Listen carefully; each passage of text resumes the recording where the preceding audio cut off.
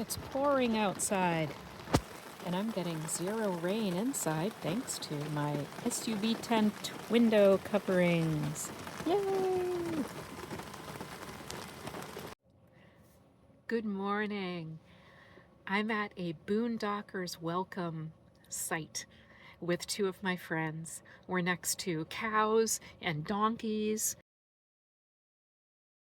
There is squirrels I can see outside. These are still blocked because it's a little cold out. It went down into the 40s. I have my little space heater. I'll put a photo of that. It's warming up my feet. It doesn't warm up a big area, but it's warming up my feet and it's taking the chill out of the air.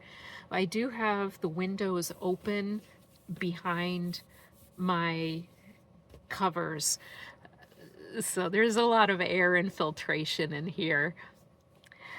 I got a call from the tire shop and my tire has arrived. So I'm gonna finish drinking coffee, pack up, and go there, and then to Paynes Prairie, where hopefully I'll be seeing some wild buffalo or bison. I don't know if there's a difference. I gotta look it up. Hopefully I'll see one of those roaming around, and wild horses and the other wildlife that they have there. I'm only gonna be there for one night, and then I'm going back home. It is a 20-hour drive from there. I plan to only stop as necessary. Hopefully, I will be home sometime on Thursday.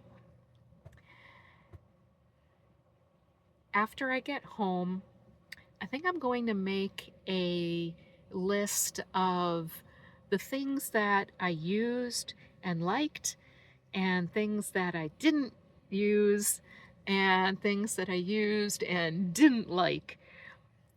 I'll make a video about that, I'm assuming.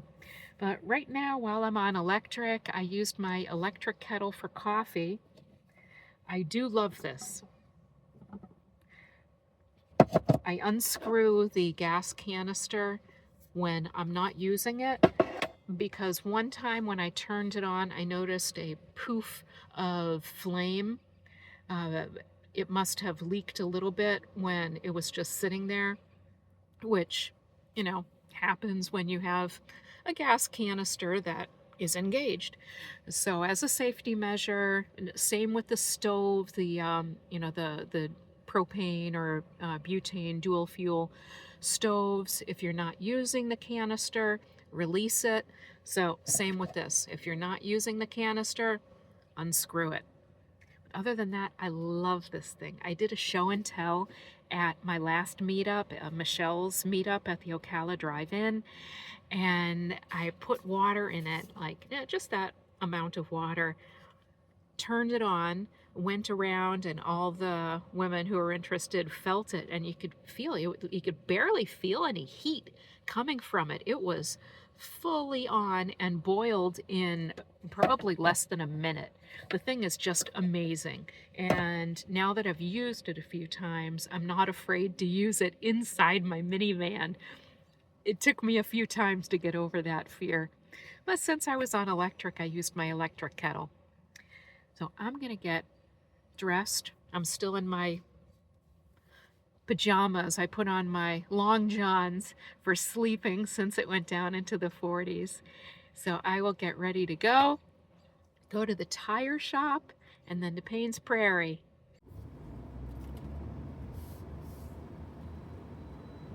Hello, checking into number 9. Oh, number 9. Okay. After checking into the campground, I went right to the visitor's center rather than my site. Here's a map. And at the visitor's center, they had a lot of interesting displays, including this alligator skin that was really cool 3D. The visitor's center was small, but they had nice bathrooms and it was informative. After that, I went to the observation tower.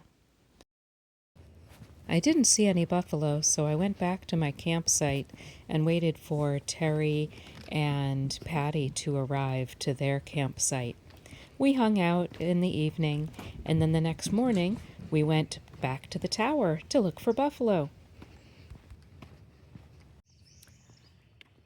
Let's go see if there are any buffalo.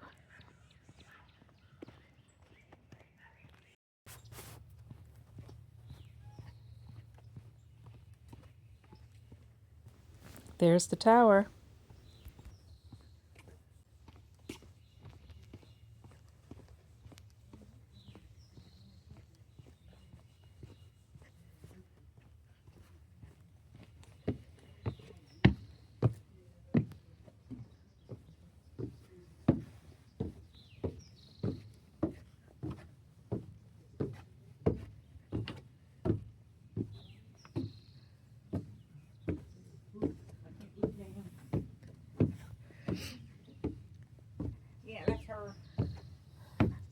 Hello.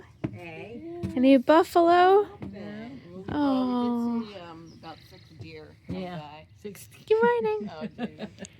6 deer, that was it. Oh. And the little one was prancing and playing along. Oh. But that was it. And she saw a deer in the woods coming over here. Oh. Keep hearing these weird noises. We can't tell if it's turkey or some weird bird. Yeah. They're over there in that wooded area. Well, we haven't seen the first movement. Oh. It's probably too cold. They're probably under those trees Yeah. somewhere. I didn't see any buffalo. Honestly, the only thing I really saw were squirrels. Still, it was really nice to hang out with Patti and Terri and to look at the beautiful scenery of Paynes Prairie. Thanks for watching. Please like and subscribe.